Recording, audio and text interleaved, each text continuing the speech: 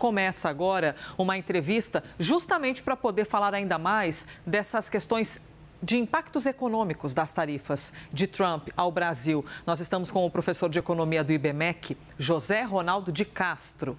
Professor, obrigada pela gentileza de estar com a gente. São muitas informações, né? A cada hora que passa a gente tem novidades, seja o tarifaço de 50%, a possibilidade de acrescentar uma tarifa no BRICS também e tudo que tem acontecido. Como é que você, ou o senhor, visto que eu sou aqui uma aluna fazendo uma pergunta a um professor, o senhor visualiza uma possibilidade de caminho da gente ter um menor ferimento nessa negociação?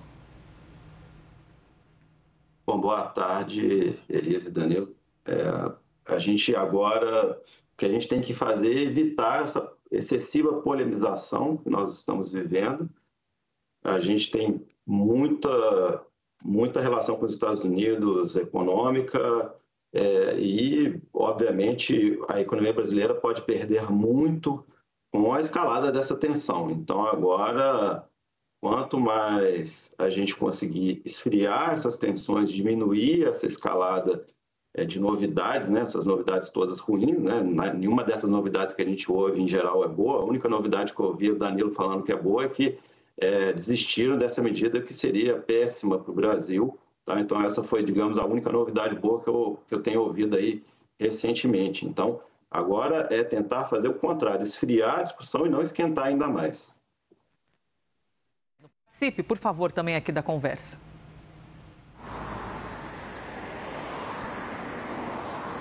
Boa tarde, professor. Muito obrigado pela oportunidade. Professor, uma das possibilidades que vem sendo ventiladas de sanções extras dos Estados Unidos ao Brasil é elevar essa tarifa de 50% para 100%. O que a gente ouve de setores da economia é de que com a tarifa de 50% já seria praticamente impeditivo o comércio de muitos setores com os Estados Unidos. Com uma tarifa de 100%, a gente poderia dizer que é o fim dessa relação comercial? Seria impeditivo? Seria virtualmente impeditivo para praticamente todas as exportações, embora eventualmente alguma ou outra consiga continuar, mas virtualmente acabar com as exportações para os Estados Unidos. Bom lembrar que as nossas exportações para os Estados Unidos, a gente tem uma pauta que é diferente, né, do que a gente tem em geral, ela é mais diversificada, boa parte é da indústria de transformação, tá? Embora nem tudo com produtos muito elaborados, mas temos também produtos elaborados como aviões, etc. Então, a gente perderia muito com isso. As exportações, por exemplo, para a China, são muito concentradas em produtos básicos agropecuários, minério de ferro básico, sem nenhum tratamento. Tá? Então, assim, a gente tem como perder bastante nisso, e as cadeias produtivas relacionadas a esses setores, obviamente, teriam um impacto significativo. Professor, eu vou acrescentar mais uma pergunta. Deixa eu checar aqui com a minha editora-chefe. Cremilda, consigo mais uma pergunta ou nosso tempo está apertado? Opa, consigo fazer mais uma pergunta então. Professor, num comércio, quando a gente perde um grande cliente, esse grande cliente deixa de comprar da gente, a gente precisa correr para vender para mais pessoas ou o nosso comércio pode quebrar. Na vida é assim. Quando a gente fala nesse sentido geopolítico, o Brasil tem outros clientes para poder compensar uma possível ausência dos Estados Unidos? Isso é uma ótima discussão e a gente olhando para os produtos que a gente exporta, né, alguns a gente poderia conseguir um rearranjo aí, outros fornecedores fornecendo para os Estados Unidos e a gente fornecendo para outros países. Mas para muitos produtos isso acho que vai ser bastante difícil. Se for possível substituir parcialmente só no médio e longo prazo, acho muito difícil isso acontecer. A gente tem vários problemas de competitividade da nossa indústria, das nossas exportações, e a gente não tem muito paralelo com o que a gente exporta para os Estados Unidos em relação a outros países, tá? Então, assim, acho bastante difícil conseguir isso. A gente vem falando, isso é uma diretriz que o país deve seguir sempre de tentar diversificar, mas não vejo isso acontecendo no curto prazo. Danilo? Professor, ainda falando sobre as possibilidades que se especula poderiam ser utilizadas como sanções pelos Estados Unidos, mencionei as tarifas, mas outra possibilidade que também vem sendo aventada seria de bloqueio dos serviços de GPS e satélites americanos. Caso isso venha a acontecer, quais seriam os setores mais impactados por essa medida e qual seria o tamanho desse impacto? Olha, é até difícil saber qual setor seria mais afetado, porque praticamente a economia toda, as pessoas seriam afetadas, é uma coisa que é difícil até de mensurar, tá? Você teria um impacto tão grande. Essa e outras tecnologias que a gente depende dos Estados Unidos, eles têm capacidade de limitar e isso poderia ter um impacto, como eu falei, na vida das pessoas e das empresas de qualquer setor, tá? É bom lembrar que a gente, das nossas importações de serviços, 40% vem dos Estados Unidos, tá? Cerca de 37%. E das nossas exportações de serviços, pouco a gente fala, mais de 40% são para os Estados Unidos. Então, entrando na parte de serviços, a gente tem um risco também enorme, tá? Temos um déficit? Sim, temos um déficit, mas a gente depende bastante deles, né? Quase metade das nossas exportações de serviços. Então, isso pouco a gente tem mencionado, eu acho relevante mencionar.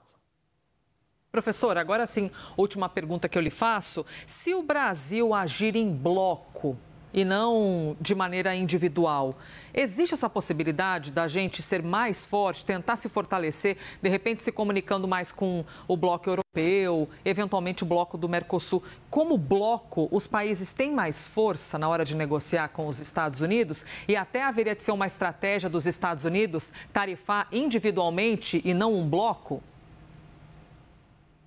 Em tese, sim, né, Elisa? Mas, assim, o que a gente tem visto recentemente é importante a gente olhar o que está acontecendo, como estão sendo feitas as negociações recentemente. Nesse caso, em particular, das tarifas com o Trump, a gente não tem visto essa, digamos, solidariedade entre países, a não ser blocos já muito consolidados, como o bloco europeu, né? A União Europeia é uma coisa bastante diferente, mas eu acho bastante difícil que a gente veja isso no curto prazo acontecendo.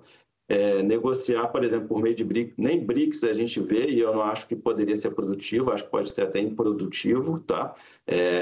Por questões políticas, mas eu acho hoje pouco viável. O que a gente pode tentar é melhorar e acelerar as negociações com a União Europeia, esse acordo comercial, mas acho que isso, para fins de negociação com os Estados Unidos, eu acho um pouco difícil.